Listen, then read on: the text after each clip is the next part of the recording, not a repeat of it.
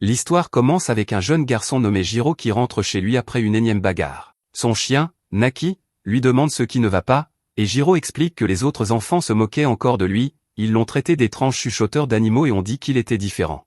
Naki lui dit qu'être différent est en fait une belle chose car cela signifie qu'il a des talents qui lui sont uniques. Jiro ne comprend pas vraiment, mais Naki lui promet qu'il comprendra un jour. Des années plus tard, nous voyons que Jiro est maintenant un adolescent, des voyous l'affrontent et lui demandent s'il sait au moins à qui il s'attaque. Ils disent que leur Sanpei est le chef de la Ligue des démons et qu'il contrôle chaque centimètre de cet endroit. Jiro n'est pas du tout impressionné et se demande pourquoi il devrait s'en soucier, il les traite d'ailleurs de poseurs bons à rien qui se cachent derrière un encore plus grand crétin. Un type tente de l'attaquer pour avoir dit des insultes, mais il est stupéfait quand il ne parvient à frapper que la veste de Jiro. Jiro riposte par un coup de pied qui envoie le type dans la rivière. Jiro explique qu'il a utilisé une technique de shinobi appelée du Tusami, il vient de faire passer le type pour un idiot, alors il dit aux voyous de reculer. Les voyous n'en croient pas leurs yeux et se demandent s'il est une sorte de ninja. Jiro propose de donner un avant-goût aux deux autres types, et il se réjouit de la correction qu'il va leur infliger, il les traite de pathétiques et se précipite sur eux. Les types se préparent furieusement à se battre, mais Jiro les envoie aussi dans la rivière. Finalement, ils s'enfuient tous pour sauver leur peau, et Jiro les traite de perte de temps. À ce moment-là, un oiseau et un chat remercient Jiro de les avoir aidés, ces voyous les terrorisaient, mais ils devraient aller bien maintenant. Ils sont toutefois un peu inquiets, car les voyous vont être vraiment en colère contre Jiro maintenant. Jiro dit qu'il a l'habitude, et l'oiseau fait remarquer qu'il a juste un regard qui déplaît aux gens. Notre héros est agacé par l'insulte et dit qu'il les verra plus tard. Jiro rentre chez lui, et son grand-père le gronde pour s'être encore battu, son grand-père est un shinobi, et il rappelle à Jiro qu'il ne lui a pas enseigné l'art du shinobi pour qu'il se comporte comme un voyou. Jiro dit avec colère que les shinobis sont inutiles et que son grand-père n'est qu'un dinosaure. Cela met grand-père en colère, alors il lance des projectiles sur notre héros, il sort ensuite le héritage de la famille Izuma, qui est un katana de shinobi. Il a été donné à leurs ancêtres par le shogun lui-même pendant la période Edo. Grand-père explique que c'est une lame très ancienne et honorable, il dit à Jiro de respecter ses racines et de se comporter en véritable Izuma. Jiro n'est pas impressionné et dit que la lame est probablement une contrefaçon inoffensive. Son grand-père lui propose de lui prouver le contraire en testant la lame sur la chair de Jiro, alors Jiro s'enfuit pour sauver sa vie. Alors que Jiro nettoie l'endroit, grand-père dit qu'il doit partir pour une réunion en ville, il dit à Jiro de ne pas oublier de fermer à clé, et Jiro est agacé d'être traité comme un petit enfant. À ce moment-là, l'oiseau de tout à l'heure appelle Jiro pour lui dire qu'un chat est en danger dans les bois. Jiro le suit et il est horrifié de trouver le chat tout battu, il demande à l'oiseau s'il le connaît, mais l'oiseau n'a jamais vu ce chat auparavant. L'oiseau dit que le chat est peut-être encore en vie, mais qu'il ne lui répond pas. Jiro peut voir que le petit est vraiment blessé, alors il décide qu'il doit faire quelque chose. Pendant ce temps, l'esprit du chat semble être dans une autre dimension, dans l'obscurité, un groupe de voix interpelle un être nommé Rago. Il l'appelle l'étoile noire du destin, le dévoreur du soleil, et il le supplie de se réveiller et de leur prêter sa force. Rago leur dit de la fermer car il ne prend d'ordre de personne. Les voix décident que s'il refuse de les aider, c'est ici qu'il mourra. Le chat se réveille alors dans la chambre de Jiro. Jiro se présente et demande le nom du chat, mais le chat ne répond pas. Le chat détermine que Jiro doit être un idiot car un humain ne pourrait même pas le comprendre, il est toutefois stupéfait quand Jiro se fâche d'être traité d'idiot et menace de le battre. Le chat se cache sous le lit de Jiro, et Jiro lui dit de ne pas être un si grand peureux. Jiro sait que c'est la première conversation du chat avec un humain, alors il est sûr que c'est beaucoup à assimiler, il promet qu'il ne fera pas de mal au chat et lui dit de sortir. Le chat fixe Jiro et réalise qu'il ne détecte aucune énergie spectrale, cela confirme que Jiro est vraiment juste un humain. Jiro décide qu'il devra utiliser son arme secrète, mais le chat pense qu'on ne pourrait pas le déloger de sous le lit même avec un pied de biche. Jiro utilise simplement de la nourriture pour attirer le chat dehors, et il dit que c'était plutôt facile. Le chat dit que le chemin du cœur d'un homme passe par la nourriture, mais Jiro rit, il trouve assez drôle qu'un chat pense être un homme. Le chat devient furieux en disant qu'il n'est pas un chat, il se présente finalement comme Rago et révèle qu'il est un être immortel appelé Mononoke. Jiro n'en a jamais entendu parler, alors Rago explique que les gens ont plein de noms pour eux, mais tout ce qu'il doit savoir c'est qu'ils existent, la plupart du temps, ils prennent une forme humaine ou animale, donc le monde ne les remarque jamais, tandis que certains vivent seuls dans les montagnes ou au fond des bois. Jiro se demande alors comment un Mononoke, comme lui, a pu finir dans un si mauvais état. Rago se méfiait de Jiro au début, mais maintenant il réalise qu'il n'a vraiment aucune idée de tout cela.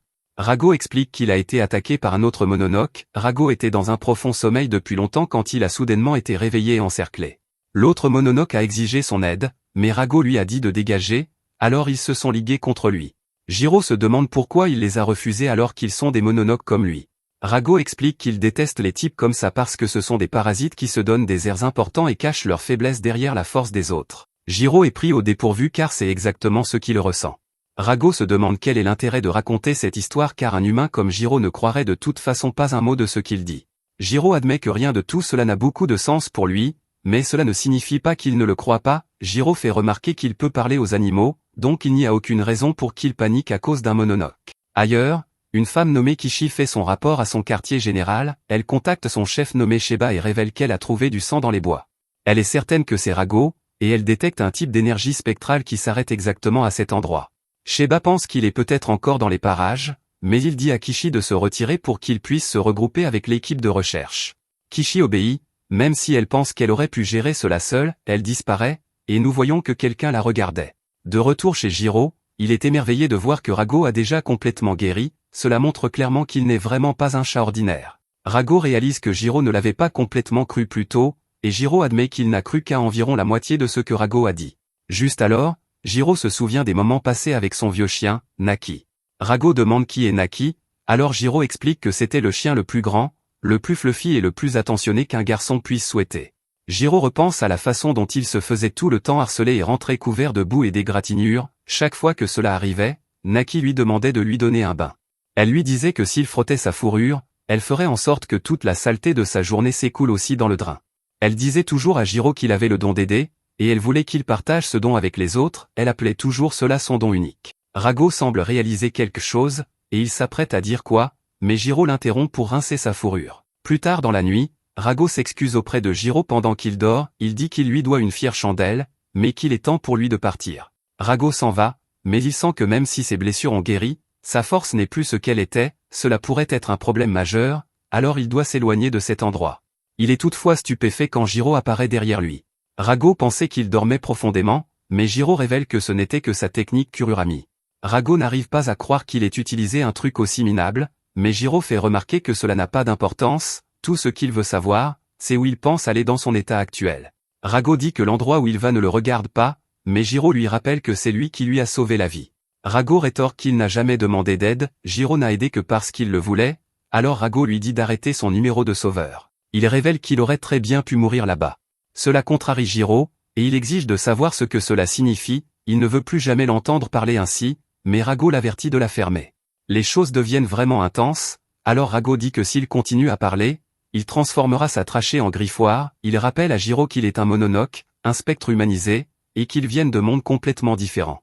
Il demande à Jiro de lui rendre service et de le laisser tranquille. À ce moment-là, un homme mystérieux apparaît et dit qu'ils ont l'air de bien s'amuser, il demande s'il peut se joindre à eux, et Rago réalise qu'un certain groupe est déjà à ses trousses.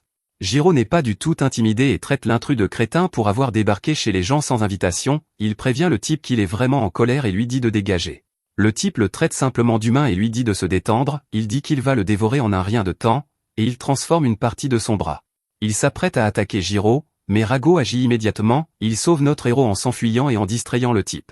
Jiro se retrouve complètement seul, et il ne cesse de penser à ce que Rago a dit, il a dit qu'il venait de mondes différents et il a dit à Jiro de le laisser tranquille. Jiro essaie de reprendre son souffle après avoir failli perdre la vie, et il réalise ce qu'il doit faire. Pendant ce temps, le type joue au chat et à la souris avec Rago et le nargue sur sa faiblesse.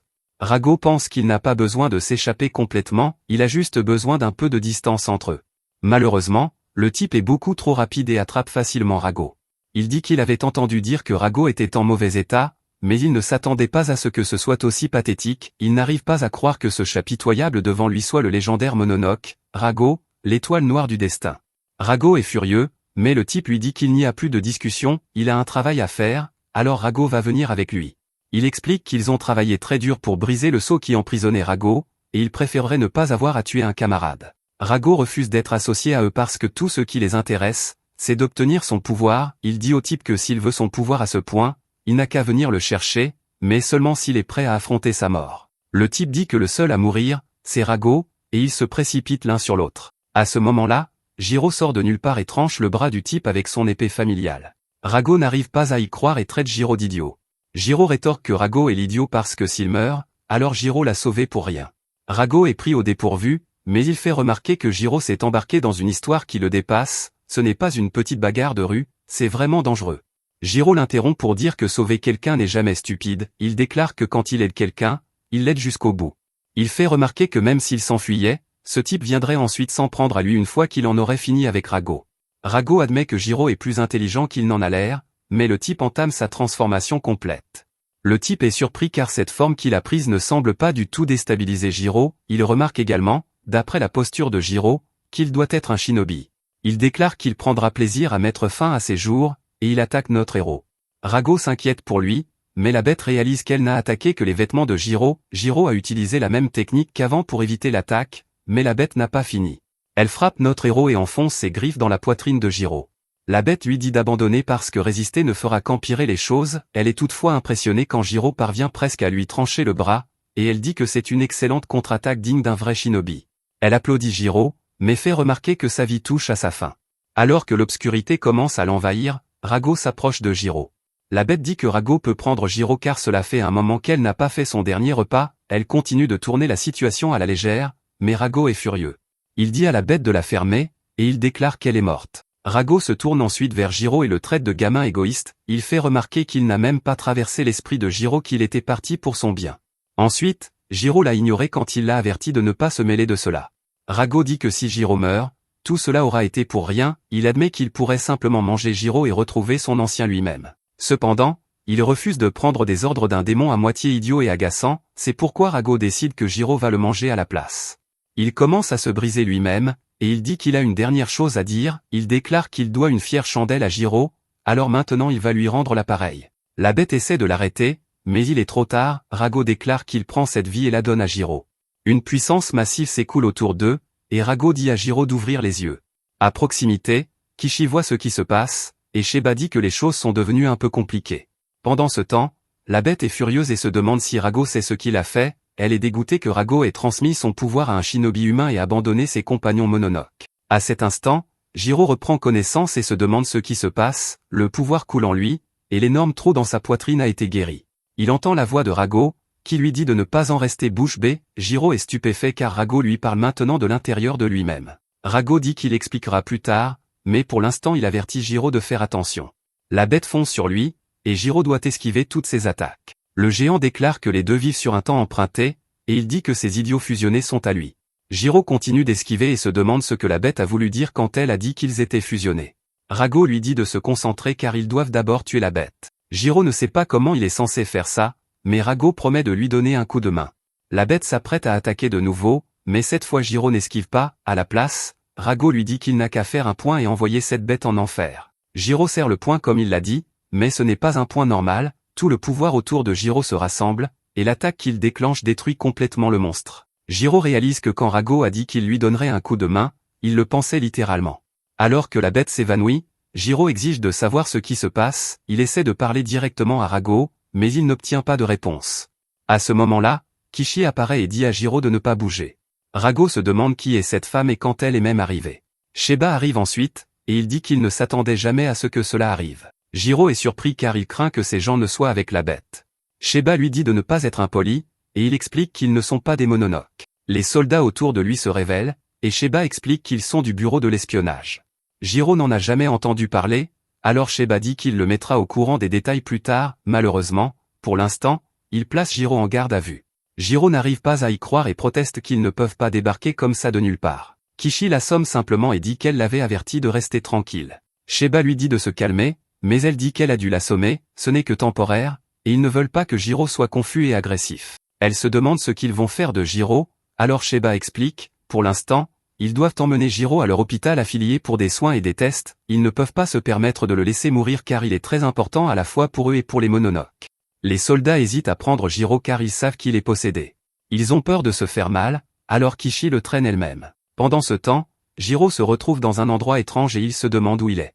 Il se souvient avoir rencontré un chat bizarre et avoir combattu un ogre effrayant. Juste à ce moment, Rago apparaît, et Jiro se demande si le chat flottant est maintenant un esprit. Rago lui dit que c'est à lui de parler, car Jiro est celui qui a un énorme trou dans la poitrine. Jiro baisse les yeux et il est horrifié de voir que Rago a raison.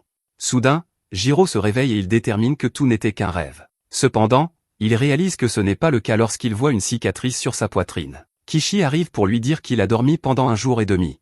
Jiro se demande où il est, mais Kishi appelle simplement le chef. Jiro dit qu'elle est impolie de l'ignorer, et Rago se matérialise pour être d'accord avec lui. Jiro et Kishi sont tous deux stupéfaits lorsqu'ils voient que Rago est apparu. Sheba arrive devant la porte et il entend Kishi se disputer avec Jiro. Sheba les calme et dit qu'il est content que Jiro aille bien. Il demande comment Rago se sent, mais le chat s'assure qu'il sait qu'ils ne sont pas en bons termes.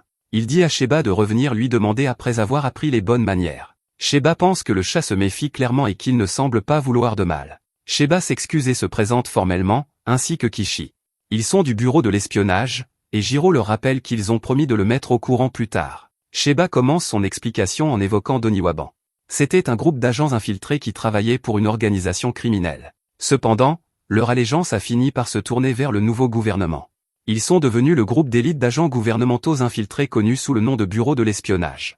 Ils sont impliqués dans le renseignement clandestin et le contre-espionnage partout dans le monde. En plus de cela, ils trouvent et détruisent les Mononoke. Il admet cependant que les Mononoke causent rarement des incidents majeurs. C'est pourquoi, récemment, leurs agents ont surtout protégé des VIP et enquêté sur des organisations dangereuses. Le département de Sheba se spécialise dans les Mononoke, donc ils ont eu la vie assez facile. Cependant, ce n'est plus le cas récemment, car des choses étranges se produisent. Pas plus tard que l'autre jour, une de leurs installations a été attaquée par une bande de Mononoke. Ce qu'ils y avaient scellé était précisément le même Rago qui vit maintenant à l'intérieur de Jiro. Jiro réalise que c'est ce que Rago voulait dire quand il parlait de son long sommeil, être retenu captif. C'est au tour de Sheba de poser des questions, donc il demande comment Jiro a fini par se retrouver dans ce pétrin. Jiro leur explique tout, et Kishi le traite d'idiot. D'abord, il a fourré son nez là où il ne fallait pas, puis il a décidé de risquer sa vie pour sauver un Mononoke. Jiro se dispute avec elle, mais Sheba se demande seulement ce qu'il va écrire dans son rapport. Finalement, il dit que tout ce qui compte, c'est que Jiro a fusionné avec Rago. À moins qu'il ne fasse quelque chose, ils resteront fusionnés pour toujours. Malheureusement, il explique aussi qu'ils n'ont aucune idée de comment annuler cela. Sheba lui dit de ne pas s'inquiéter, cependant, parce qu'ils savent comment chercher la réponse. Comme ils ne savent pas ce que les autres Mononoke préparent, ils emmènent Jiro pour sa protection. Jiro dit qu'ils ne peuvent pas faire ça, mais Sheba lui dit qu'il n'a pas le choix.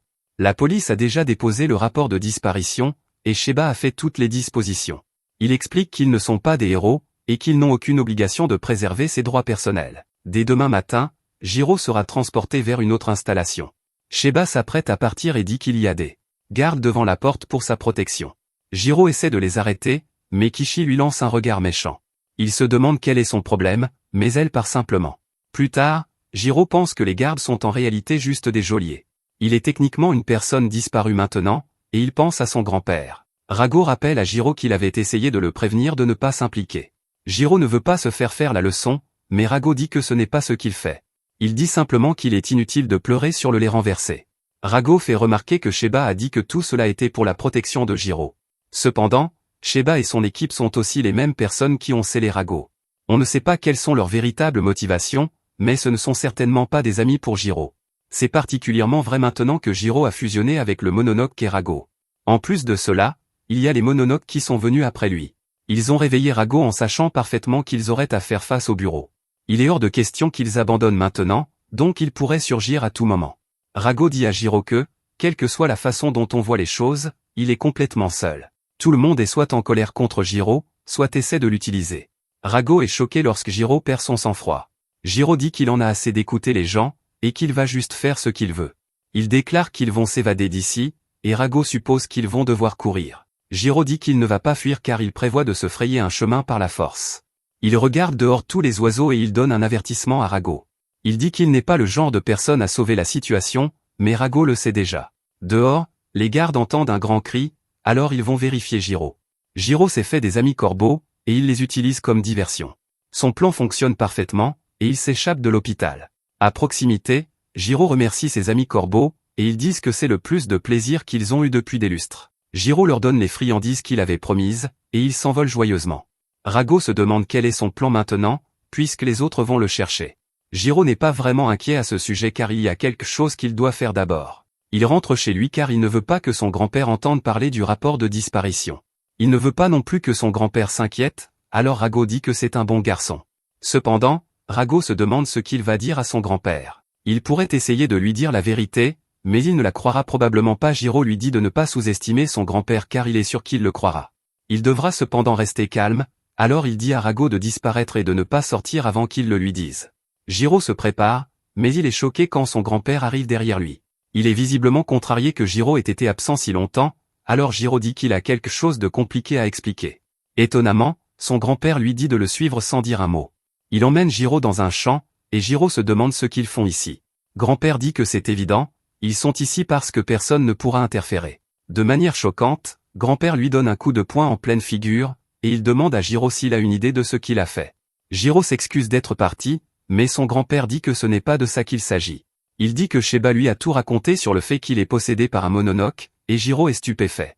Jiro ne peut que se demander comment il sait, et son grand-père le traite d'idiot. Il révèle qu'il sait parce qu'il est un ancien membre du bureau de l'espionnage. Jiro est complètement sans voix, mais Rago s'en doutait. Il se révèle et dit que tout cela a du sens. Il trouvait étrange qu'un vieil homme soit si prêt à tuer. Grand-père est furieux contre Rago parce qu'il a possédé son propre sang. Il sait maintenant ce qu'il doit faire, alors il déclare qu'il n'y a pas d'échappatoire. Il jure de prendre l'entière responsabilité de la grave erreur de son petit-fils. Jiro est choqué en voyant son grand-père déchaîner sa puissance. Grand-père déclare qu'il ne permettra pas au bureau ou au mononoke d'exploiter sa famille. C'est pourquoi il doit détruire Jiro et Rago. Ensuite, quand il aura fini, il mettra fin à ses propres jours. Jiro se demande s'il a perdu la tête, mais il n'y a pas de temps pour parler.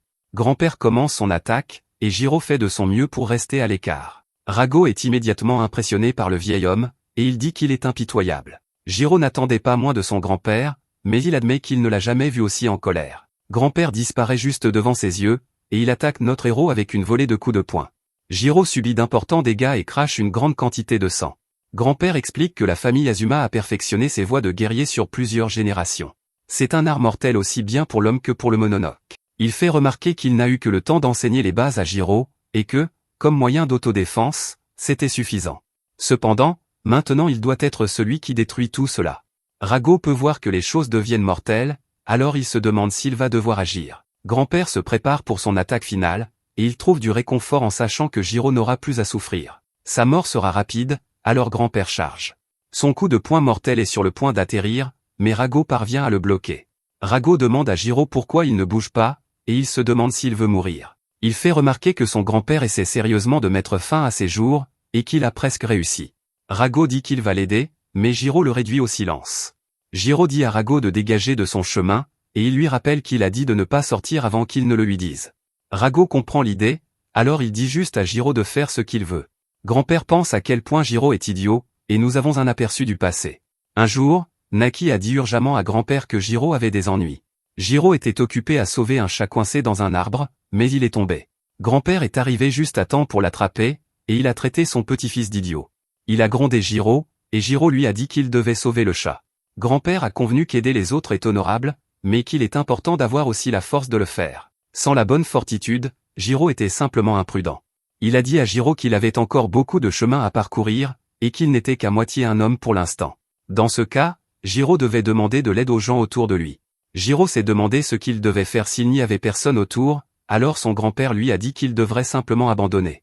Le dernier message de grand-père était que Jiro devienne plus fort, tant dans son corps que dans son esprit. S'il pouvait faire cela, alors il n'y aurait aucun arbre qu'il ne pourrait pas grimper. En attendant, il doit faire attention à ne pas en faire trop. De retour dans le présent, grand-père prévient notre héros que ce n'est pas une séance d'entraînement. C'est une lutte de vie ou de mort pour atteindre leur fin. C'est simplement la façon du monde dans lequel Jiro est maintenant entré. Il prévient que Jiro finira par massacrer ses semblables, les mononoke, et même son ancien lui-même. Son corps et son âme seront souillés par le sang de ceux qu'il aura tués. Grand-père connaît bien cela parce que c'est le monde dans lequel il a vécu. Il explique qu'il s'est battu pour protéger Jiro afin qu'il n'ait jamais à mettre les pieds dans ce monde terrible. Juste à ce moment, Jiro s'excuse d'avoir été imprudent, mais il dit qu'il n'a aucun regret. Il s'est mêlé de ceux qui ne le regardaient pas, c'est pourquoi il doit trouver comment nettoyer ses propres dégâts. Grand-père le traite d'ignorant imbécile alors qu'il charge à nouveau. Rago s'inquiète pour notre héros, mais Jiro est étonnamment calme. Il s'excuse auprès du chat et lui dit de tenir un peu plus longtemps. Grand-père déchaîne son coup de poing féroce, et Jiro l'arrête étonnamment avec sa tête. Grand-père le domine et l'envoie voler dans les airs, mais Jiro ne se laisse pas tomber. Son visage est couvert de sang, et Jiro ne peut que se demander à quoi il pensait. Grand-père se demande la même chose, et il dit qu'il voit encore un homme à moitié fini devant lui.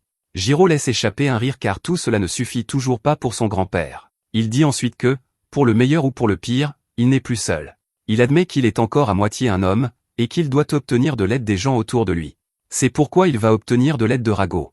Rago lui lance un regard comme s'il n'avait aucune idée de ce dont il parle, et les deux commencent à se disputer. Juste à ce moment, grand-père réalise quelque chose à propos de son petit-fils. Pour Jiro, les étiquettes d'humain, d'animal, et même de Mononoke sont sans importance. Ces étiquettes n'ont pas d'importance pour lui, et il les traite tous de la même manière. Grand-père laisse échapper un soupir parce que Jiro est toujours le même enfant têtu. Peu importe combien de fois il le prévient et peu importe à quel point il est blessé, grand-père détermine que Jiro ne changera jamais. Il déclare que Jiro gagne, et il se rend. Il détermine que la personne qui manque réellement de résolution est lui-même. Il dit à Jiro de faire ce qu'il veut, mais il lui rappelle qu'il reste un imbécile. Cette nuit-là, Jiro essaie de récupérer en prenant un bain. Il s'excuse auprès de Rago de l'avoir entraîné et d'avoir été égoïste. Rago dit que c'est bon, mais il rappelle à Jiro que tout le monde a ses limites. Il prévient notre héros de ne pas se précipiter frapper à la porte de la mort sans son aide. Ce qu'il veut dire, c'est qu'il ne veut pas que Jiro perde sa vie à nouveau car alors il l'aurait sauvé la première fois pour rien. Il décide que, si les choses tournent mal, alors il donnera ses pouvoirs à Jiro. Jiro ne sait pas ce qui va arriver, mais il dit qu'au moins ils sont ensemble là-dedans. Il veut qu'ils essaient de s'entendre, et il appelle Rago son partenaire. Dehors, Sheba dit à grand-père qu'ils enverront quelqu'un chercher Jiro. Cependant, il admet qu'il a été soulagé quand il a appris que Jiro s'était échappé et était rentré chez lui. Grand-père se demande ce que cela signifie, et Sheba dit que c'est évident. Il explique que Jiro sera l'un des leurs, et qu'il est exactement le genre de personne dont ils ont besoin. Le lendemain matin, Jiro se prépare à être pris en charge par le bureau de l'espionnage. Il ne sait pas trop quoi emporter, et il décide qu'il ira bien tant qu'il aura des sous-vêtements. Rago se demande s'il en est vraiment sûr, car l'avenir est tellement incertain, il fait remarquer qu'ils ne savent pas ce que le bureau leur réserve, et que cela pourrait être la dernière fois que Jiro voit sa maison. Jiro est flatté que le chat soit si inquiet pour lui, mais Jiro dit que ce n'est pas ce qu'il veut dire, notre héros se contente de dire qu'avoir peur ne va pas les aider. Finalement, Kishi arrive pour les chercher, et Jiro est agacé de voir que c'est encore elle. Kishi explique qu'elle est désormais sa gardienne et sa chaperonne, c'est maintenant son travail de s'assurer qu'il ne s'échappe plus. Elle lui dit qu'il voyagera à l'arrière de leur fourgonnette, et qu'il est temps de partir. Jiro dit au revoir à son grand-père, et le vieil homme se contente de lui dire de ne pas aller perdre sa vie. Jiro lui dit de ne pas s'inquiéter pour lui et lui dit de bien faire attention à ne pas mourir pendant son absence. Les deux se sourient, et Jiro part avec Kishi. Pendant le trajet, Jiro n'est pas content de se retrouver menotté.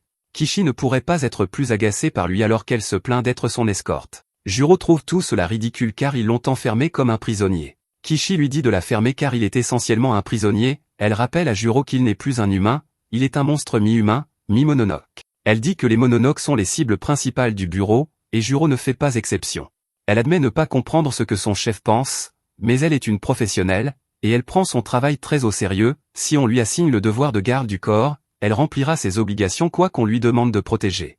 Jiro n'arrive toujours pas à croire qu'elle l'ait traitée de monstre, et il dit qu'il n'a été gentil avec elle que parce qu'elle est une fille. Kishi manque de lui arracher la tête d'un coup de poing, et elle explique qu'elle a deux choses qui l'irritent le plus au monde, premièrement, les mononoques, et deuxièmement, les misogynes. Jiro est les deux, donc elle dit qu'à ses yeux, ils n'existent même pas.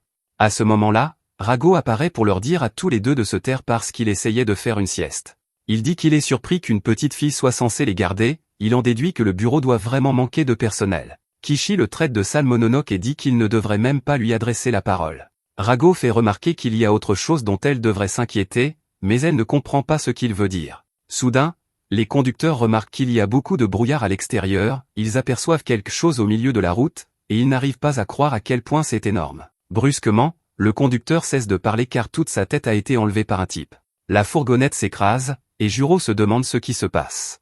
Kishi sort pour enquêter, et elle ordonne à Jiro de rester là. Dehors, elle réalise que ce brouillard épais ne peut signifier qu'une chose, ils sont entrés dans une zone spectrale, et elle s'en veut de ne pas avoir vu cela venir. Juste alors, un type l'interpelle, et elle réalise immédiatement que ce sont des mononoques. Le grand est en train de manger l'un des conducteurs, et le petit se moque de Kishi.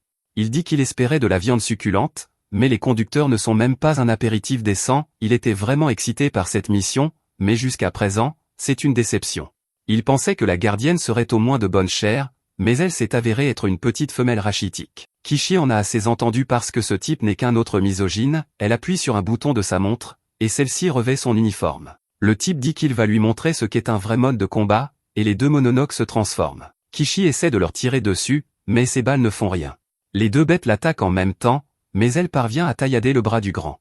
Kishi réalise qu'elle est en difficulté car elle affronte deux mononoques, et ils ont chacun des capacités uniques, le grand est très dense et se déplace lentement, mais sa peau est dure comme la roche. Elle décide qu'elle devra d'abord éliminer le petit, malheureusement, il apparaît derrière elle et l'envoie valser. Juro se demande ce qui se passe. Rago explique que Kishi combat des Mononoke, il dit que pendant que Juro flirtait avec Kishi, il a senti qu'ils étaient entrés dans une zone spectrale. Il explique que la zone embrumée devient un amanti temporaire, un amanti est comme un monde séparé du royaume physique, c'est une dimension distincte de celle où existent les humains, et c'est le royaume des Mononoke. Juro est complètement perdu, mais il comprend que ce n'est pas bon. Il dit au chat d'enlever ses menottes, mais Rago dit qu'il ne peut pas car ce ne sont pas des menottes ordinaires, il explique qu'elles sont conçues pour bloquer l'énergie spectrale, et qu'il n'a pas assez de pouvoir pour les enlever. Juro est furieux, et il décide qu'il va sortir pour obliger Kishi à les enlever. Rago l'avertit que Juro ferait mieux de ne pas sortir, il dit que le bureau et les Mononoke pourraient bien être la même chose, car ils veulent tous les deux les utiliser. Pour tous ceux qui sont de l'autre côté de cette porte, Juro et Rago ne sont que des biens, c'est pourquoi ils n'ont aucune raison de s'impliquer avec leurs semblables. Il dit qu'il vaudrait mieux les laisser se battre, comme ça, ils pourraient s'entretuer, et lui et Juro pourraient s'échapper. Rago se demande si Juro suit, mais il s'avère que Juro s'en moque éperdument. Il explique qu'il ne s'agit pas du bureau ou des Mononoke, dans son esprit, il n'y a qu'une seule chose qui compte en ce moment, qu'il y a quelqu'un en danger dehors parce qu'elle se bat pour eux. Il dit qu'en tant qu'homme, il ne peut pas rester là à ne rien faire. À ce moment-là, Kishi esquive une puissante attaque de la grande bête, et celle-ci fracasse la fourgonnette. Notre héros en est éjecté, et Garo se moque de lui, il fait remarquer que Juro parlait juste d'être un dur, mais maintenant il tremble comme une feuille. Le Mononoke est content de voir le type qui est possédé par Rago, et il explique qu'on leur a dit de le prendre vivant, il n'a vraiment pas envie de se donner tout ce mal, alors il donne 2 choix à Juro, il a 10 secondes pour se rendre ou faire partie de son repas. Le type commence un décompte, et Kishi réalise qu'ils sont vraiment après Rago. Juste alors, Juro lui dit d'enlever ses menottes pour qu'il puisse les aider. Kishi refuse car il n'est pas question qu'elle libère un dégoûtant Mononoke. Ils sont obligés d'esquiver une attaque, et la bête leur dit qu'ils n'ont plus de temps, il dit que son décompte est terminé, donc tout le monde va être mangé. Juro supplie désespérément Kishi de surmonter ses aversions, sinon ils finiront tous les deux dans l'estomac de la bête. Il se demande si elle écoute, mais Kishi pense à autre chose, elle repense à son enfance, alors qu'elle avait seulement 5 ans. La vie de sa mère a été emportée par un Mononoke alors qu'elle était en service. Les domestiques plaignaient Kishi et se demandaient ce que le maître ferait de la lignée familiale, leur héritage était en danger car une fille comme Kishi ne pourrait jamais devenir la successeur. La jeune Kishi refusa d'accepter cela, alors elle parla à son père, elle lui promit qu'elle serait celle qui succéderait à leur clan. Elle étudierait, et elle s'entraînerait pour qu'un jour elle puisse rendre ses 2 parents fiers, Kishi jura qu'elle deviendrait une détective d'honneur et de compétence. De retour dans le présent, Juro ramène Kishi à la réalité, il lui rappelle ce qu'elle a dit plus tôt sur le fait qu'elle prenait son travail au sérieux, qu'elle remplissait ses obligations quoi qu'il arrive, et qu'elle faisait tout ce qu'il faut pour accomplir la mission. Le monstre s'apprête à les attaquer, et Juro lui rappelle qu'elle est une professionnelle. Avant que la bête ne puisse les frapper, les paroles de Juro parviennent à Kishi, elle retire les menottes et libère notre héros. Juro dit à Rago qu'il est temps, et Rago accepte d'en finir avec cette affaire. Rago alimente le poing de Juro en énergie, et il frappe le grand. Le plus petit est complètement stupéfait, mais il n'a pas beaucoup de temps non plus, Kishi apparaît derrière lui et le taillade. Les 2 Mononoke sont vaincus en quelques secondes, et Juro s'écrase du ciel. Rago le taquine pour avoir raté son atterrissage, et Juro fait remarquer qu'il n'a juste pas eu le temps de faire bien. Kishi dit froidement à Juro que, pour qu'il sache, il n'aura pas de merci de sa part. Juro rétorque qu'elle n'en aura pas non plus de lui, Kishi s'est battu pour les protéger, et ils se sont battus pour l'aider, à ses yeux, cela signifie qu'ils sont quittes. Juste alors, Juro est stupéfait lorsqu'elle dit qu'il peut utiliser son vrai nom, elle se présente formellement et lui dit de ne pas oublier son nom. Juro ne peut que se demander ce qu'ils vont faire maintenant, alors Kishi lui dit simplement qu'ils vont marcher. Pendant ce temps, Sheba fait un rapport aux supérieurs, il leur dit tout ce qu'ils savent sur Rago et Juro, mais il a aussi une proposition.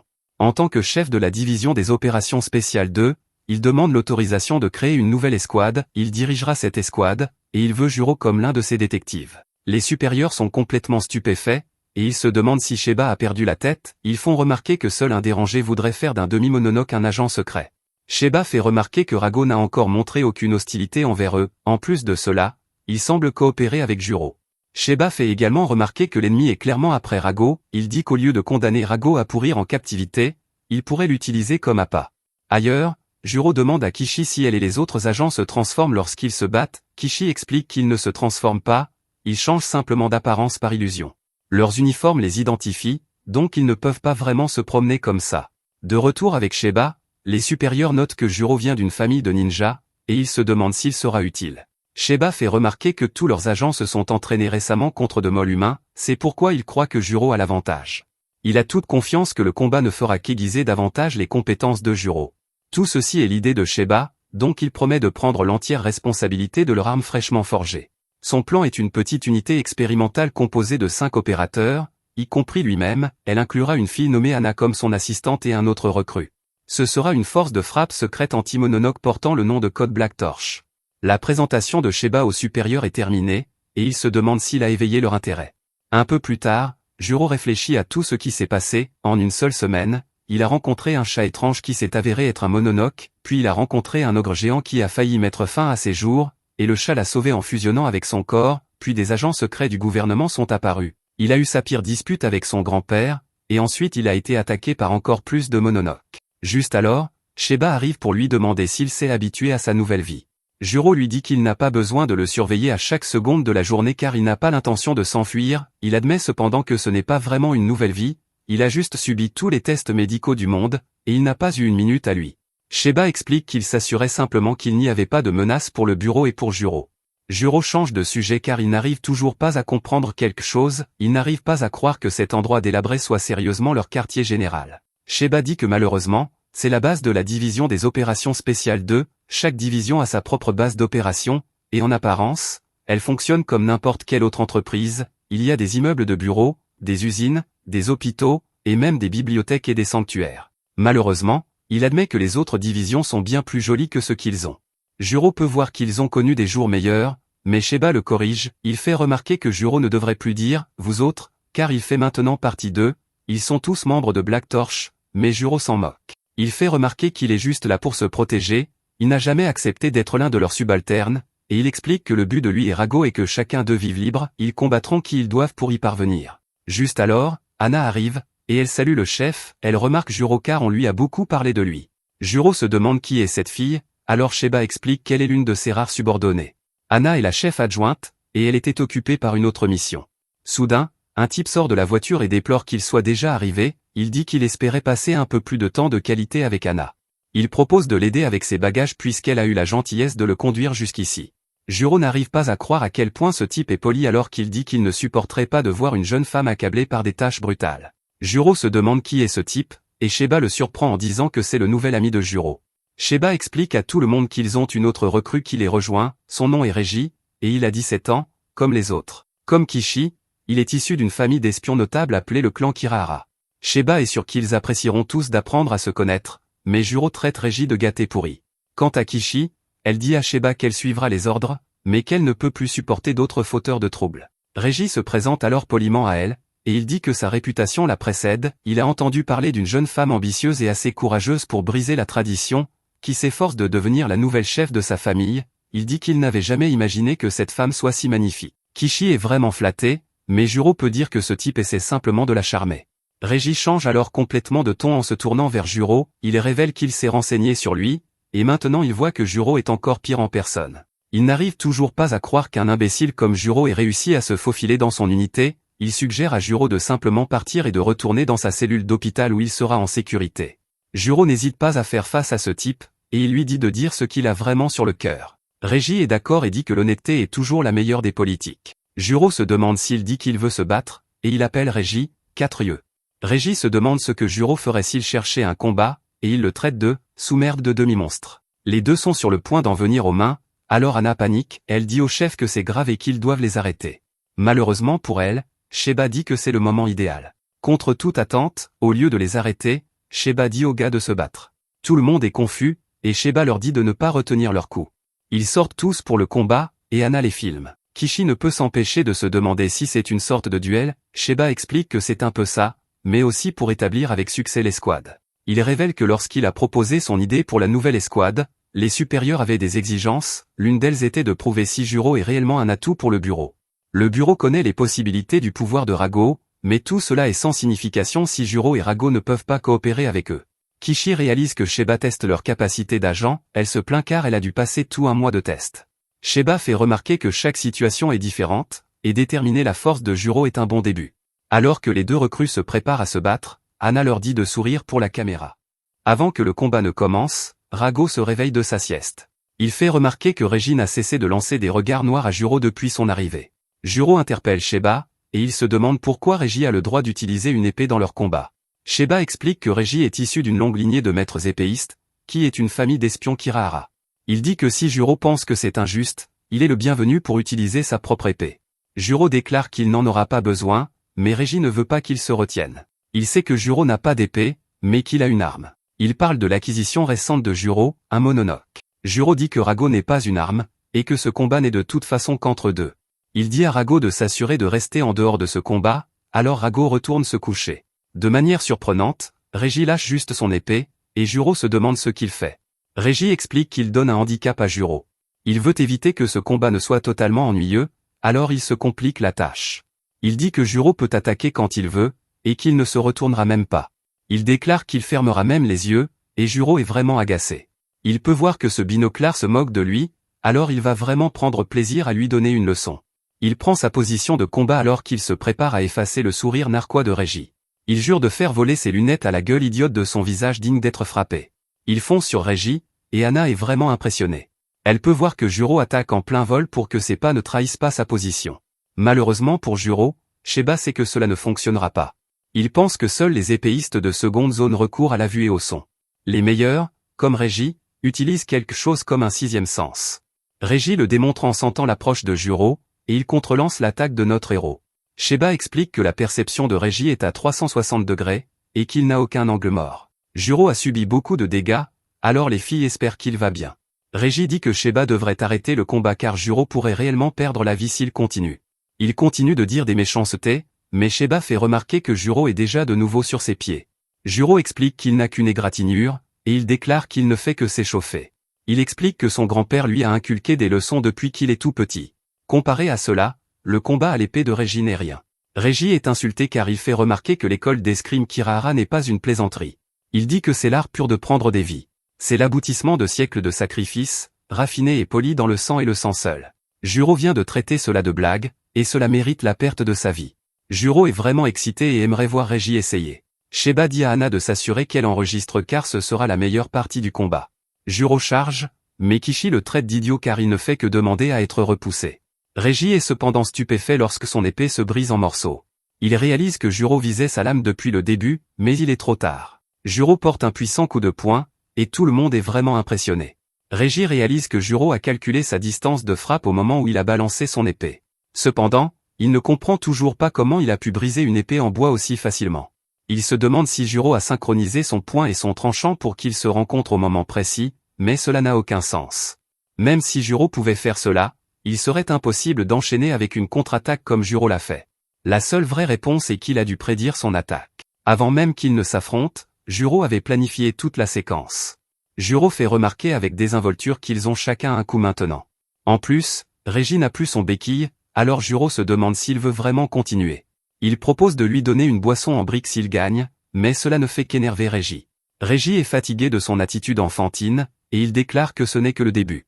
Juro est excité pour continuer à se battre, alors ils se chargent à nouveau l'un l'autre. Kishi regarde, et elle se demande si cela va vraiment convaincre les supérieurs. Sheba pense que ce combat montrera au moins leur force et leur ténacité. Les gars échangent des coups, et Kishi se demande si la force et la ténacité sont vraiment ce qui intéresse les supérieurs. Anna apprécie vraiment le combat, cependant, car ce sont deux jeunes coqs qui laissent leur point parler. Bien plus tard, Régie reprend connaissance, et Juro lui demande s'il va bien. Régie remarque que tout le monde est parti, alors Juro explique qu'ils sont peut-être rentrés. Il n'en est pas sûr, cependant, car il vient aussi de se réveiller. Régie détermine que leur combat a dû être un match nul, mais il réalise que Juro s'est réveillé en premier, donc il gagne. Juro lui donne la boisson en brique qu'il avait promise, et Régie se demande si son cerveau dysfonctionne. Il ne comprend pas pourquoi Juro la lui donne, alors Juro le traite d'idiot. Il explique qu'il s'est laissé emporter. Il a réalisé pendant le combat que si Régie l'avait voulu, il aurait pu mettre fin à sa vie avec ce premier coup. De plus, son astuce n'a fonctionné que contre la deuxième attaque de Régie parce qu'il avait une épée en bois. Juro concède la défaite cette fois-ci, et il félicite Régie. Régie admet qu'il a peut-être eu tort de penser que Juro était enfantin, mais ensuite il ouvre la boisson. Elle lui gicle au visage, et Juro ne pourrait être plus heureux que son tour ait fonctionné. Il explique qu'il a secoué la canette comme un fou pendant que Régie était dans les vapes. Il dit à Régie que c'est ce qu'il mérite pour se croire si malin. Régie lui lance la canette, et il continue à se chamailler. À l'intérieur, Anna se demande si ce combat va vraiment convaincre les supérieurs. Sheba lui dit de ne pas s'inquiéter car cela n'a jamais été destiné à convaincre qui que ce soit. Il explique que le vrai test aura lieu demain sur le terrain, lorsqu'ils apprendront leur véritable capacité à travailler en équipe. Anna n'arrive pas à croire qu'il les envoie déjà en mission car elle pense que c'est bien trop tôt. Sheba fait remarquer qu'il n'y a pas de meilleure expérience que la vraie vie. Anna se demande ce qu'ils vont faire car les supérieurs ne leur ont pas envoyé de nouvelles missions. Sheba dit simplement qu'ils trouveront par eux-mêmes. Il en a déjà une en tête, et si tout se passe bien, ils pourraient révéler l'identité de leur véritable ennemi. C'est une mission importante que seuls peuvent accomplir. Le lendemain, on voit que nos héros sont tous équipés pour la mission. Sheba dit à Juro d'appuyer et de maintenir le bouton sur son poignet, et Juro est stupéfait lorsque cela change ses vêtements. Sheba explique que le bouton active le mode de camouflage quantique. Il les déguise en tenue civile personnalisée. S'ils appuient 2 fois sur le même bouton, cela active le mode furtif. Cela les rend semi-transparents les uns pour les autres et complètement invisibles pour tous les autres. L'inconvénient est que le mode camouflage réduit considérablement l'efficacité de leur équipement d'espionnage. Il est temps d'y aller, alors Sheba souhaite la bienvenue aux gars pour la mission inaugurale de Black Torch. Ils se rendent dans un sanctuaire, et ils disent tous une prière. Notre héros ne peut s'empêcher de se demander quel est le rapport avec la mission. Sheba dit qu'ils doivent d'abord se purger de tous les esprits malveillants. Kishi est sûr qu'il plaisante, et Reggie a une idée de ce qui se passe réellement. Il détermine que le sanctuaire doit être l'une des nombreuses installations du bureau. Sheba est très impressionné car Reggie a raison. Il se dirige vers le bureau du sanctuaire, et Juro remarque un mystérieux personnage en chemin. Sheba parle à un agent stationné au sanctuaire, mais l'agent est contrarié. Sheba n'a pas pris rendez-vous, et ils sont occupés par autre chose. L'escouade SOD1 est déjà là, et la double réservation d'escouade est un énorme problème. Juro est confus, alors Kishi explique que SOD1 est l'abréviation de Special Operations Division 1. Le bureau de l'espionnage est dirigé par le directeur, qui est responsable des chefs et de leurs différentes divisions. La division 1 est le fleuron, donc ils ont le plus d'agents et le plus de pouvoir. Reggie dit que cela signifie qu'ils sont l'exact opposé de leur deuxième division. Juste à ce moment, l'agent les laisse entrer, mais il dit qu'ils n'ont que 15 minutes. Nos héros se demandent ce qu'ils font ici, alors Sheba explique que ce qu'ils recherchent se trouve en dessous. Ils descendent un escalier caché, et Juro le compare à une forteresse secrète de ninja. Lorsqu'ils arrivent à un coffre-fort, Kishi est choquée lorsqu'elle réalise où ils sont. Sheba explique que juste devant se trouve ce qu'on appelle le 7e sanctuaire de scellement. Tout ce à quoi ils sont confrontés maintenant peut être retracé jusqu'à cet endroit précis.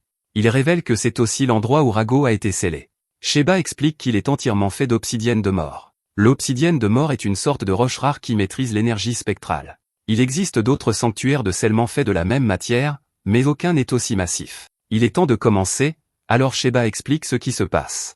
Ils mèneront une enquête pour essayer de découvrir qui a fait sortir Rago de cette installation.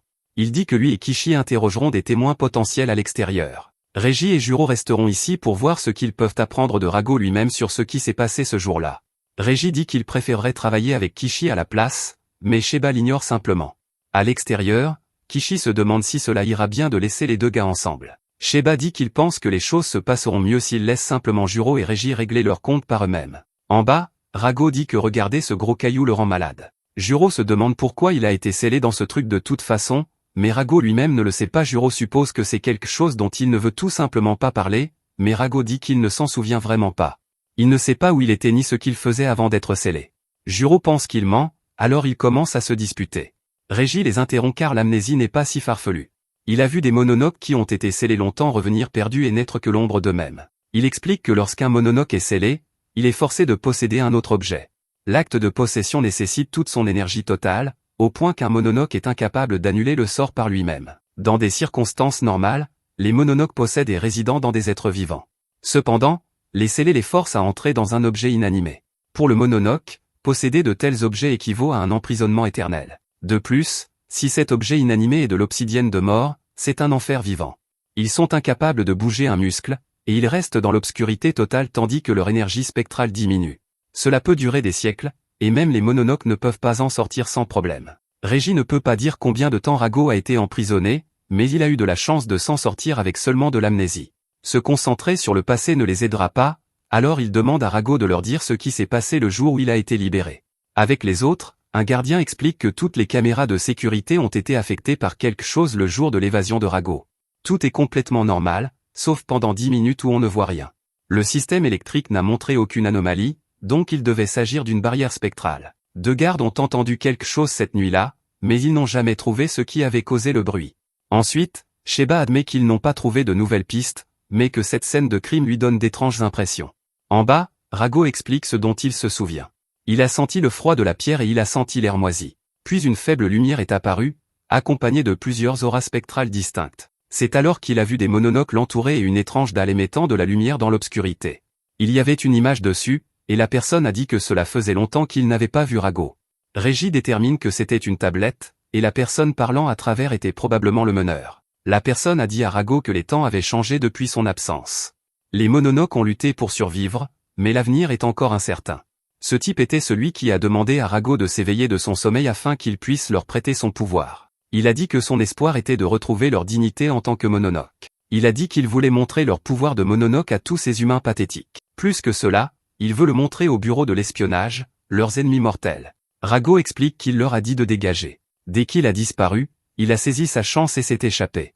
Régis n'arrive pas à le croire, alors Rago dit qu'il est comme le reste des gens qui sous-estiment son pouvoir. Juro est déçu car ils sont de retour à la case départ. Mais Régis fait remarquer qu'ils ont appris 3 informations importantes. D'abord, ils ont appris que le groupe qui a libéré Rago sait comment briser le sceau. Deuxièmement, le type sur la tablette devait connaître Rago avant qu'il ne soit scellé. Troisièmement, ils ont appris que leur ennemi a un objectif très clair, ils veulent se venger de l'humanité et du bureau de l'espionnage. À ce moment, Juro s'arrête car il n'arrive pas à comprendre tout cela. Cependant, il dit que grâce à Régis, il commence à comprendre certaines choses. Il a fini par fusionner avec Rago, et l'ennemi sait comment annuler cela. Rago a de l'amnésie, mais maintenant ils savent que l'ennemi connaissait Rago bien avant tout cela. Juro déclare qu'il sait exactement quoi faire, et il nettoiera ses propres dégâts. Tout ce qu'il a à faire, c'est de frapper à mort quiconque se mettra sur son chemin. Même s'ils ne viennent pas vers lui, il les traquera et les mettra KO. Ainsi, ils pourront leur dire tout ce qu'ils doivent savoir, et tous leurs problèmes seront résolus. Juro dit que son plan est parfait, et Régis dit qu'il est impressionné. Cependant, par impressionné, il veut dire que Juro est un idiot complet. La raison entière de leur enquête est qu'ils ne savent pas qui poursuivre. Ils se disputent comme des fous, mais ils sont interrompus par le mystérieux personnage que Juro avait vu plus tôt. Ce type dit qu'il attend depuis longtemps, et qu'il était impatient de voir Rago. Il laisse tomber sa barre chocolatée et apparaît immédiatement à côté de nos héros. Les gars l'attaquent instantanément, mais il esquive en une fraction de seconde. Il traite nos héros de punaises, et dit qu'il ne les laissera pas gâcher ses retrouvailles spéciales. Rago fait remarquer à quel point ce type est dangereux, alors il dit à Juro de faire attention. Juro fait remarquer que ce type est un mononoque, donc il avait raison de dire qu'il se montrerait. Régis admet que c'est une piste prometteuse, alors il dit à Juro de se préparer au combat. Nos héros retirent leur camouflage, et Rago dit qu'il est temps de tout casser. À l'extérieur, Kishi est horrifié car l'entrée de l'endroit où se trouvent les gars a été bloquée. Ils sont tenus à l'écart par une puissante barrière, alors Sheba dit qu'ils ont été piégés. Kishi dit avec urgence qu'ils doivent faire quelque chose car les gars sont en grave danger. Juste à ce moment, quelqu'un arrive pour demander ce qui se passe. Sheba dit qu'il ne s'attendait pas à ce que cette personne leur fasse l'honneur de sa présence, et il explique que c'est la chef de la spéciale opération Division 1. Son nom est Kazumi, et Sheba n'arrive pas à croire ce qui arrive. Il voulait juste que les choses se passent bien, mais cela s'avère être une sacrée première mission. De retour à l'intérieur, le type se présente comme Koga, le futur seigneur des mononoques. Pour accomplir son objectif, il aura besoin d'une décharge de puissance, c'est pourquoi il déclare que Rago sera à lui. Régis veut obtenir des informations de sa part, alors il se demande pourquoi il veut Rago. Koga traite ces humains d'idiots et explique que Rago est unique en son genre. Il fait remarquer que les mononoques ne sont pas aussi fragiles que les humains. Ils sont presque immortels, mais leurs vies prendront fin s'ils sont coupés en morceaux. Pour aggraver encore leur situation, leur esprit spectral s'affaiblit sans nourriture. Cependant, Koga révèle que Rago est différent. Rago est pratiquement un générateur d'énergie spirituelle, avec ou sans nourriture. Il a le genre de pouvoir qui ferait de Koga un véritable immortel. Koga dit qu'avec Rago, il serait imbattable et qu'il deviendrait enfin le summum des mononoques. Juro est prêt à affronter ce type, mais Régis lui dit de faire attention car ils ne savent pas qui le soutient. Régis est stupéfait lorsque Koga se déplace à grande vitesse pour lui donner un coup de genou dans la poitrine. Koga dit que Régis ne lui sert à rien, alors il l'éloigne d'un coup de pied. Il met ensuite Juro à terre et le traite d'ennuyeux. Il dit que Juro n'est que le vide ordure de Rago et qu'il doit rester tranquille. Rago s'inquiète pour notre héros, mais Kago dit qu'ils peuvent enfin discuter tranquillement tous les deux. Il promet de libérer Rago du contrôle de Juro pour qu'il ne fasse plus qu'un. Koga déclare qu'ils seront imbattables et qu'ils deviendront les dirigeants des mononoques. Rago l'interrompt pour lui faire remarquer que tout cela ne l'intéresse pas. Il n'est la propriété de personne et dit à Koga d'essayer de devenir roi par lui-même. Koga se met en colère car il essaie de faire cela pour eux deux. À ce moment-là, Juro dit qu'il est énervant et attrape la jambe de Koga.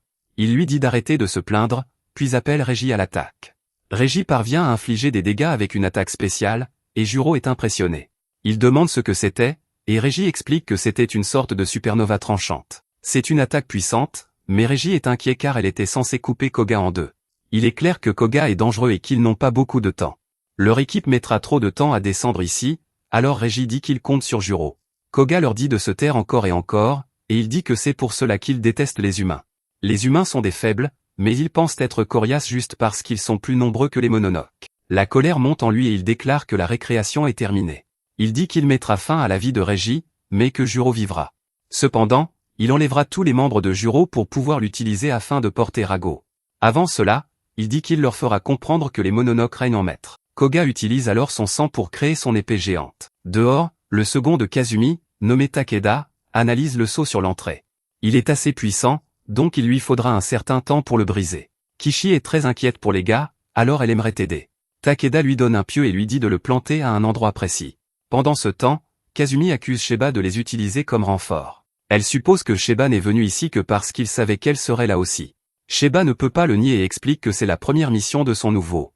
Il dit qu'il ne serait pas un bon leader s'il ne se préparait pas au pire. Elle fait remarquer qu'il a l'air plutôt détendu dans cette situation, alors il explique qu'il a confiance en son équipe et confiance en elle. En bas, Koga déchaîne sa première attaque, qui sépare Juro et Régie.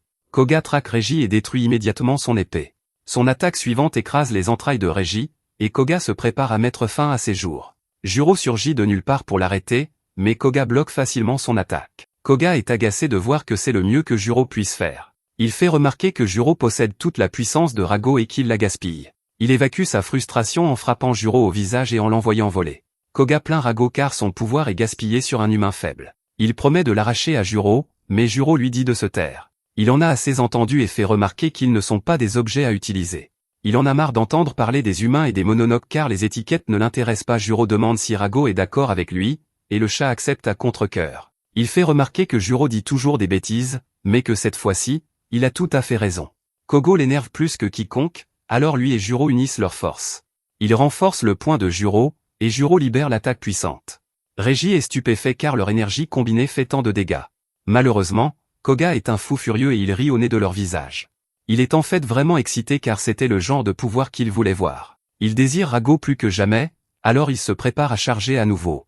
À ce moment-là, ils entendent tous quelque chose, et Koga réalise que quelqu'un vient de briser sa barrière. Il manque également de nourriture, il ne pourra donc pas affronter trop d'ennemis. Il décide qu'il doit partir, alors il ouvre un portail. Juro se demande s'il fuit, mais Koga dit qu'il rentre juste chez lui. Il explique que s'il était obligé de mettre fin à la vie de Juro maintenant, il ne pourrait pas récupérer Rago. Koga dit qu'il laissera Juro vivre un peu plus longtemps, mais que la prochaine fois, il lui enlèvera tous ses membres. Il promet de faire de Rago le sien et dit à Juro d'attendre et de voir. Il demande quel est le nom de Juro, et Juro n'arrive pas à croire qu'il ne le demande que maintenant. Juro donne son nom complet, et Koga n'en revient pas. Son nom de famille est Azuma, ce qui signifie que Juro est le fils d'un certain type qu'il connaît. Juro se demande ce qu'il veut dire, mais Koga ne donne aucune réponse. Il part simplement sans dire un mot, et les autres arrivent enfin. Dehors, Kazumi fait remarquer que beaucoup de dégâts ont été causés à cause de Sheba et de son équipe. Sheba est prêt à accepter toutes les conséquences, mais il dit que ces nouvelles recrues méritent des éloges. Juro et Régie ont vraiment bien résisté face à un mononoke sérieusement puissant. Kazumi s'en moque et s'en va, mais dans l'esprit de Sheba, les recrues reçoivent une note de passage. Régie dit alors à Sheba qu'il s'en sort bien, mais il sait que sa vie aurait pris fin s'il ne portait pas cet uniforme. Sheba lui dit de ne pas être trop dur avec lui-même, mais Régie n'y peut rien. Il était complètement désespéré face à Koga, alors il déclare qu'il doit devenir plus fort. Kishi pense aussi à quel point elle a été inutile car elle n'a même pas pu briser la barrière. Pendant ce temps, Juro ne peut s'empêcher de penser à la façon dont Koga connaissait son père. Son grand-père est le seul père qu'il ait jamais connu, et Naki a toujours été sa seule mère. Il dit qu'ils sont sa vraie famille, et que cela a toujours été ainsi. Juro veut cependant des réponses, alors il dit qu'il accepte formellement de rejoindre leur équipe. Juro fait remarquer qu'il l'était déjà, mais Juro veut dire qu'il a réellement l'impression de vouloir être ici.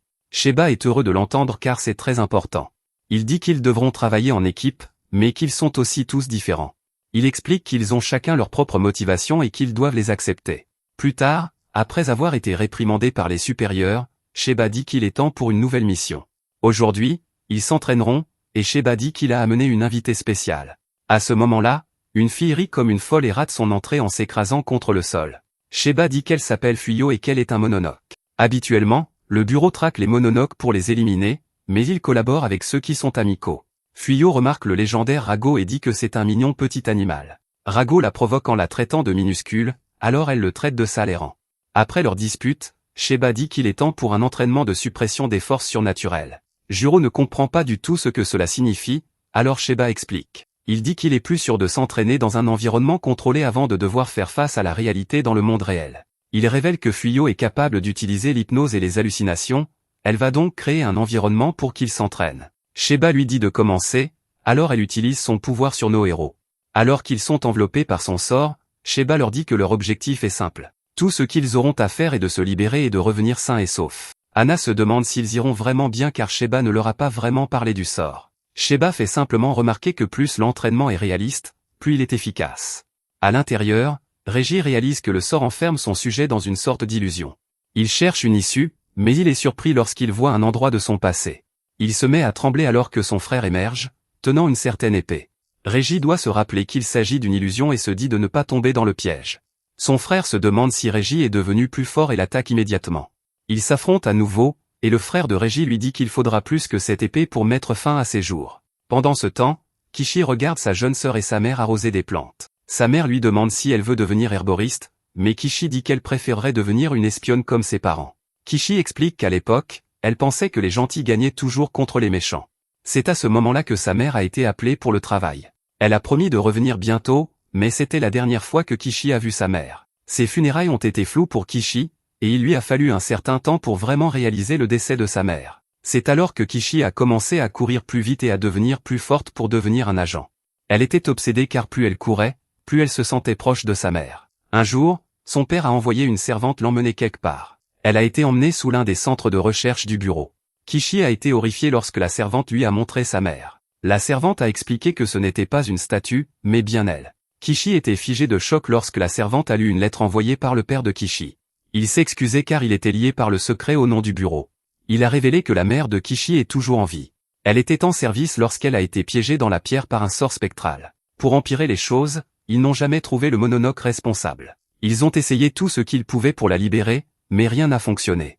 Le père de Kishi espérait qu'elle pourrait lui pardonner, mais il a aussi dit que ce qu'elle choisit de faire ne dépend que d'elle. Kishi dit maintenant à sa mère de tenir bon et jure de la sauver.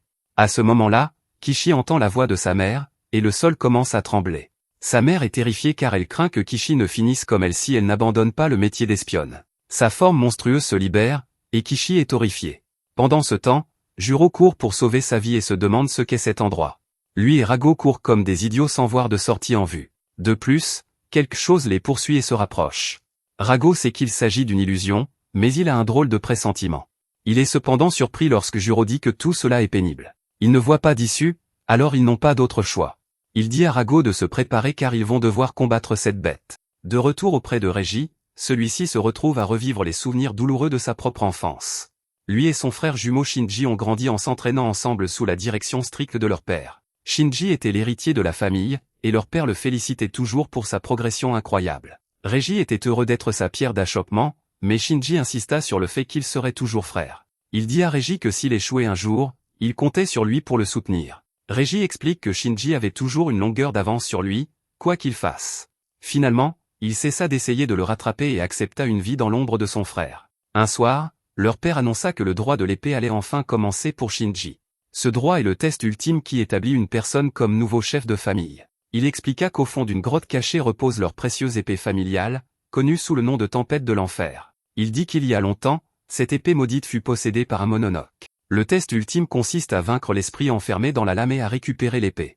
Leur père avertit Shinji que la malveillance scellée dans la lame grandit avec chaque année qui passe.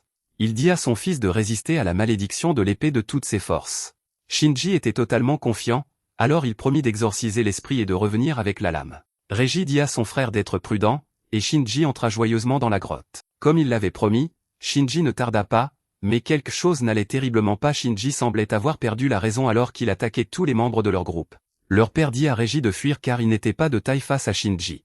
Avant même qu'il puisse finir son avertissement, Shinji trancha leur propre père. Reggie était horrifié car il réalisa que la tempête de l'enfer avait pris le contrôle de son frère. Shinji parla alors et déclara que Reiji n'était plus de taille face à lui maintenant. Il dit que c'est exactement pour cela que Reiji doit devenir plus fort et s'entraîner comme si sa vie en dépendait. Shinji voulait qu'il devienne assez fort pour qu'un jour, Reiji puisse mettre fin à sa vie.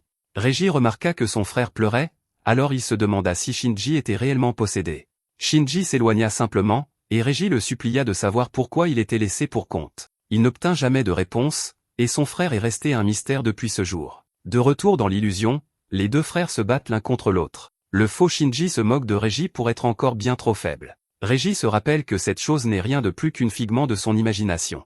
Il dit qu'affronter une illusion ne l'aidera jamais à comprendre ce que pensait réellement son vrai frère. C'est pourquoi il doit mettre fin à cela maintenant et trouver le vrai Shinji de ses propres yeux. Reiji se rappelle ensuite de la promesse qu'il a faite à Shinji. Lorsque Shinji lui dit qu'il serait toujours frère, Reiji promit de toujours le soutenir. Sa résolution prise, Reiji tranche l'illusion et se libère enfin du sort. Il admet que c'était un rêve qu'il n'oubliera pas, car il l'a aidé à réaliser la vérité. Pendant ce temps, Kishi est confronté à la forme monstrueuse de sa mère, hurlant son nom. La bête est terrifiante, et Kishi fait de son mieux pour esquiver ses attaques. Finalement, Kishi vainc le monstre et laisse un message. Elle dit qu'elle n'est plus cette petite fille, et qu'il faudrait plus qu'une illusion pour la vaincre. Dehors, Sheba est satisfait car Kishi et Reiji se sont libérés de l'illusion en moins de 10 minutes. Il ne reste plus que Jiro et Rogo, alors Anna espère vraiment qu'ils s'en sortiront. Ils ne semblent pas très doués pour ce genre de choses, et leur situation est très particulière. Sheba explique que le pouvoir de Fuyo donne vie aux insécurités émotionnelles et aux traumatismes de ses sujets. Cependant, Jiro et Rago sont spéciaux car ce sont deux âmes différentes fusionnées en un seul corps. Shea ne peut s'empêcher de se demander ce que le sort de Fuyo leur prépare. À l'intérieur de l'illusion, nos héros sont poursuivis par une bête à la fois immense et rapide. Jiro ne peut que se demander ce qu'est cette bête, et il est stupéfait quand elle parle. La bête dit qu'elle va leur apprendre qui elle est, puis elle les avale tout entiers. Dehors, Fuyo panique soudainement car elle a complètement perdu le contrôle du lotus. Elle ne peut pas en être sûre, mais elle croit que Rago est la cause de cela. Elle dit que c'est vraiment grave, car le lotus vise ultimement à détruire les personnes qui sont piégées à l'intérieur. Il utilise leurs propres souvenirs contre eux, et Fuyo ne peut pas intervenir ni arrêter le sort. Les gars devront s'en sortir par eux-mêmes, sinon le lotus les écrasera. De retour dans l'illusion, Jiro et Rago atterrissent dans un endroit étrange qui ressemble à un vieux village. Jiro se demande s'ils sont dans l'estomac du monstre, mais Rago aperçoit l'obsidienne de la mort qui l'a emprisonné. À ce moment, un garçon du village nommé Jirobi vient remercier Maître Rago pour une autre récolte abondante. Le Rago du passé dit au gamin d'arrêter, car il n'a rien fait. Jirobi fait remarquer que les Mononoke attaquaient les villages et mettaient fin à des vies innocentes partout ailleurs. Cependant, aucun d'entre eux ne s'approche jamais de cet endroit, car Rago protège tout le village.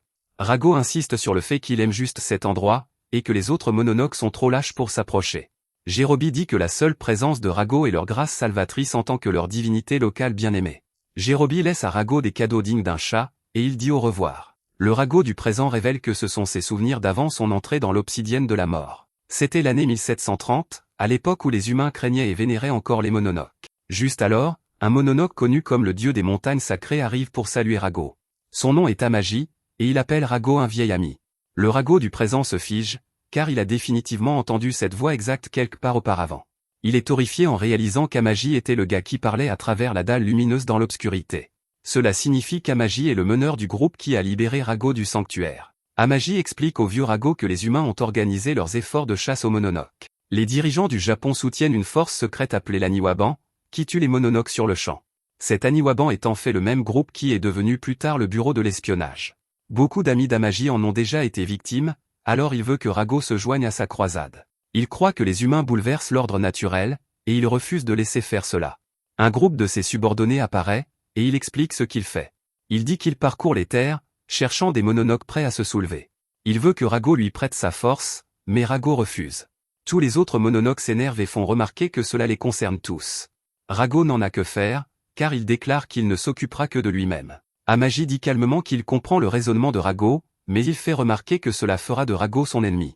Il dit qu'un Mononoke avec le pouvoir de Rago doit maintenant rejoindre les humains ou devenir le chasser. Il déclare qu'un Mononoke comme Rago ne peut être ignoré, alors il donnera à Rago une seconde chance pour réfléchir. Il explique qu'il reviendra demain pour entendre la vraie réponse de Rago, puis il part. Le Rago du présent admet qu'il a sous-estimé l'Aniwaban et qu'il ignorait les véritables ambitions d'Amaji. Le lendemain, Amaji revint pour la réponse de Rago et mentionna avec désinvolture que la nourriture locale est divine. Nos héros sont horrifiés en voyant qu'Amaji a fait quelque chose de terrible. Il parle de déguster les délices du village, et il porte la tête de Jirobi. La rage explosa en Rago, et il se transforma en sa forme monstrueuse. Il déchaîna toute la puissance de sa force, et cela causa des dégâts insensés. Son attaque vaporisa la moitié du corps d'Amagi, ainsi que la zone environnante. Amagi dit qu'il n'attendait pas moins de Rago, l'étoile noire de la mort. Cependant, cette puissance écrasante qu'il vient de démontrer le surprend même lui. Seul Amagi, Rago et les pouvoirs réprimant l'obsidienne de la mort parvinrent à survivre à l'explosion. Amagi avoue alors que lui et ses camarades ont dévoré chaque dernier villageois. Cependant, Rago vient de vaporiser ses camarades et chaque dernier caillou de ce village. Il fait remarquer que les humains blâmeraient Rago pour tout ce qui est arrivé à ce village. Ils ne lui feront plus jamais confiance, et ils ne le compteront plus jamais comme un allié. Rago était anéanti, car les gens qu'il adorait ont perdu la vie à cause de lui. Amagi dit à Rago de soit mettre fin à sa vie ici même, soit de le rejoindre pour écraser l'Aniwaban. Il fait remarquer que le conflit est inévitable dans les deux cas, alors il dit à Rago qu'il devrait au moins avoir des amis à ses côtés. Rago s'énerve vraiment en pensant à Jirobi. Il déclare qu'il en a assez que tout le monde pense pouvoir lui dire quoi faire. Il décide de ne se ranger d'aucun côté et de s'occuper de ses propres problèmes. C'est alors que Rago s'approcha de l'obsidienne de la mort. Amagi essaya de lui dire de ne pas faire quelque chose qu'il pourrait regretter, mais Rago avait déjà pris sa décision. Il se fusionna dans l'obsidienne de la mort et scella son propre corps pour toujours. Rago explique que c'est ainsi qu'il a assumé ses responsabilités, en refusant de s'allier à l'un ou l'autre camp. Juste alors, Jiro l'interrompt car il n'achète pas du tout ce discours sur la responsabilité. Il détend l'atmosphère en accusant Rago d'essayer juste de faire le cool. Rago est stupéfait de le voir si décontracté à ce sujet, mais Jiro lui dit d'arrêter de paniquer. Il ne peut rien dire sur le vieux Rago, mais Rago n'est plus seul maintenant. Il fait remarquer que c'est un choix que ce Rago a fait le jour même où ils se sont rencontrés. Jiro demande si Rago a pensé aux humains ou aux Mononoke comme alliés ou ennemis en lui sauvant la vie. Grâce aux paroles de Jiro, Rago réalise soudainement à quel point c'est stupide. Il se souvient qu'il a renoncé à prendre parti et qu'il a fusionné avec le petit morveux. Il réalise que rien de tout cela n'a d'importance, et qu'ils doivent simplement avancer ensemble. Juste alors, la bête les interrompt car elle refuse d'accepter ce que Rago est devenu maintenant. Ce monstre est en fait l'incarnation du vieux Rago solitaire qui ne s'alliait à personne. Il croit qu'il peut retourner à son sommeil paisible si nos héros meurent ici. Jiro annonce qu'il n'a aucune intention de mourir, et Rago est totalement d'accord avec lui. Les deux combinent leurs pouvoirs et préparent une attaque. Dehors, Fuyo est frustrée car elle ne peut pas contrôler le lotus. Juste alors, elle sent un danger, et le lotus commence à se fissurer. Sheba ordonne à tout le monde de bouger juste avant que nos héros ne jaillissent du sort avec leur attaque. Tout le monde est stupéfait, et Jiro dit qu'il pensait qu'ils étaient morts. Il s'énerve immédiatement après avoir vu qu'ils ont fini par être les derniers à se libérer. Sheba déclare joyeusement que cette séance d'entraînement a été un succès. Cependant, savoir si c'était un grand succès dépend de ce qu'ils ont vu. Après que nos héros lui aient raconté ce qui s'est passé, Sheba détermine que c'était définitivement un grand succès. Grâce à l'illusion, ils apprennent qu'Amagi est au placé dans le commandement ennemi. Anna veut signaler cela, mais Sheba dit que ce ne sera pas nécessaire. Une petite carte surprise vient de tomber entre leurs mains, alors il la gardera pour le bon moment. Merci d'avoir regardé mon récapitulatif. N'oubliez pas d'aimer la vidéo.